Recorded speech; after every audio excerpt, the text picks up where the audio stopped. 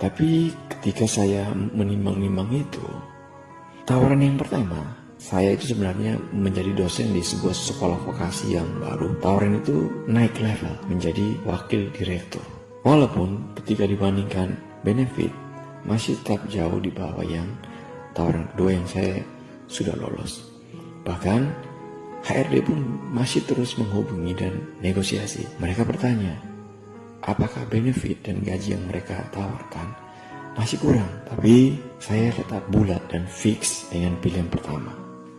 Dan saya sampaikan dengan sopan, dengan baik kepada HRD dari pilihan kedua yang terus menghubungi.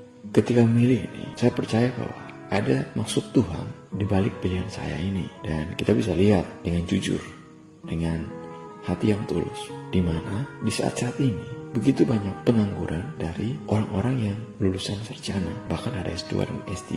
Itu data rilis terbaru dari UI. Dan pemahaman saya singkat, sekolah vokasi menjembatani antara pendidikan dengan dunia industri. Mereka menyiapkan tenaga terampil yang siap kerja. Itu juga yang menjadi alasan saya untuk memilih yang pertama. Sehingga saat renungan ini dibuat saya berada di tempat kerja yang baru. Teman-teman, dari pengalaman saya itu, saya merasa saya belajar satu hal, yaitu bahwa iman tidak diuji saat kita tidak punya pilihan, tetapi justru saat pilihan itu datang beramai-ramai. Apakah kita memilih berdasarkan iman atau tanpa sadar? Kita malah menukar iman pelan-pelan dengan kalkulator. Kenapa? Karena keadaan seperti yang saya ceritakan ini, jika kita lihat ini tampak normal.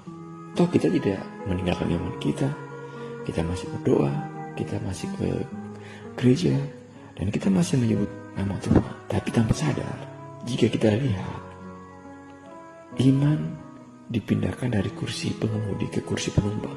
Yang memimpin keputusan bukan lagi iman, melainkan keramaian, peluang, rasa aman, dan hitung-hitungan secara manusiawi. Dan saya kira Injil hari ini Yesus dengan sangat baik beri contoh kepada kita bahwa Yesus sendiri tidak membiarkan hidupnya ditentukan oleh kerumunan atau keramaian. Makanya saya bisa ambil kesimpulan bahwa iman kita tidak diuji saat kita tidak punya apa-apa, melainkan saat hidup menjadi terlalu ramai dan kita lupa untuk diam bersama Tuhan. Semoga kita tidak begitu. Amin. Kemuliaan kepada Bapa dan Putra dan Roh Kudus, seperti pada permulaan, sekarang, selalu, dan sepanjang segala abad.